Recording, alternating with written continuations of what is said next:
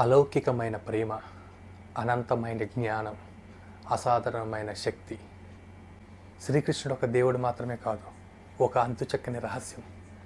ఆయన చేసిన ప్రతి పని వెనక, ఆయన చెప్పిన ప్రతి మాట వెనక ఒక లోతైన అర్థం దాగి ఉందని మీకు తెలుసా? హాయ్ ఫ్రెండ్స్, వెల్కమ్ టు మర్కెంట ఫ్యాట్లెన్స్. ఈరోజు మన శ్రీకృష్ణుడి జీవితంలోని కొన్ని పెద్ద రహస్యాలు ఛేదిద్దాం. 16,108 మంది భార్యలు వెనక ఉన్న నిజం, సుదర్శన చక్రం యొక్క శాస్త్రీయ అర్థం మరియు సముద్రంలో మునిగిపోయిన ద్వారకా నగరం యొక్క ఆధారాలు ఈరోజు ఈ వీడియోలో తెలుసుకుందాం. శ్రీకృష్ణునికి 16,108 మంది భార్యలు ఉన్నారని చాలామంది నమ్ముతారు. ఇది కేవలం కథ మాత్రమేనా, లేదా దాని వెనక లోతైన అర్థం దాగి ఉందా? పురాణాల ప్రకారం భూదేవికి వరాహవతారానికి జన్మించిన వాడు నరకాసురుడు. ఈయన 16,100 మంది యువరాణులను బంధిస్తాడు. వారంతా తమ గౌరవం కోల్పోయి అవమానంతో బ్రతుకుతుంటారు. శ్రీకృష్ణుడు నరకాసురును సంహరించి ఆ యువరాణులకు విముక్తి కలిగిస్తాడు. అయితే వారు తిరిగి సమాజంలో అంగీకరించబడతారో లేదో అని భయపడుతుంటారు. అప్పుడు శ్రీకృష్ణుడు వారిని భార్యలుగా స్వీకరించి సమాజంలో తిరిగి మళ్ళీ గౌరవం ఇస్తాడు. ఇక్కడ భార్య అంటే వివాహం చేసుకున్నవారని మాత్రమే అర్థం కాదు. కృష్ణుడు వారికి జీవితాన్నిచ్చి వాళ్ళని రక్షించాడు. అందుకే ఆయన వారికి స్వామి అయ్యాడు. దీనిలో మరో రహస్యం ఉంది. శ్రీకృష్ణుడు ఒకే సమయంలో 16,108 మంది రూపాల్లో ఈ పని చేశాడని అంటారు. ఆ 16,108 సంఖ్యను విభజిస్తే 16,100 మంది యువరాణులు మరియు అష్టమహిషులు. అష్టమహిషులు అంటే 8 మంది రాణులు అని అర్థం. ఈ అష్టమహిషులు అష్టశక్తులను అంటే అమ్మవారి 8 రూపాలను సూచిస్తారు. సుదర్శన చక్రం, దీనిని శ్రీకృష్ణుడు తన అంగుళిలో ధరించి దుష్టశక్తులను సంహరిస్తాడు. ఇది కేవలం ఒక ఆయుధం మాత్రమేనా, లేదా దీని వెనక ఏదైనా శాస్త్రీయ అర్థం దాగి ఉందా?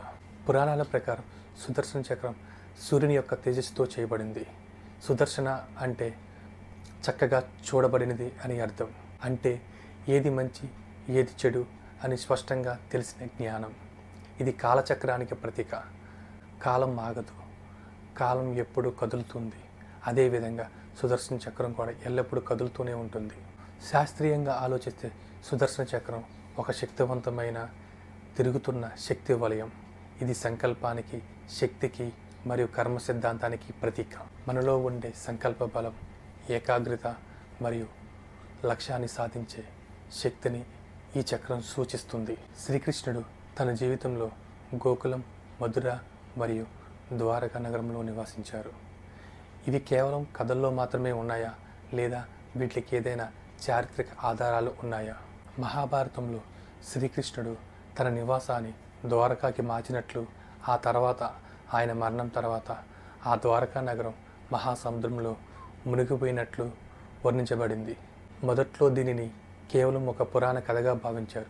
కానీ 1980లో ప్రముఖ మెరీన్ ఆర్కియాలజిస్ట్ ఎన్ఆర్ రావు గారి నేతృత్వంలో గుజరాత్ తీరంలో కొన్ని పరిశోధనలు జరిగాయి.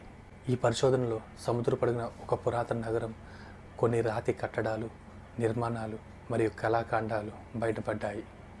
ఇవన్నీ మహాభారతంలో వర్ణించబడ్డ ద్వారకా నగరానికి పోలి ఉన్నాయి. కార్బన్ డేటింగ్ పరిశోధనలో ఈ కట్టడాలు 5,000 సంవత్సరాల క్రితమని గుర్తించబడింది. ఈ ఆధారాలు ద్వారకా నగరం ఒకప్పుడు నిజంగా ఉండేదని, అది ఇప్పుడు సముద్రంలో మునిగిపోయిందని నిరూపిస్తున్నాయి. ఇది కేవలం ఒక కథ కాదని, చరిత్రని చాలామంది పరిశోధకులు కూడా నమ్ముతున్నారు.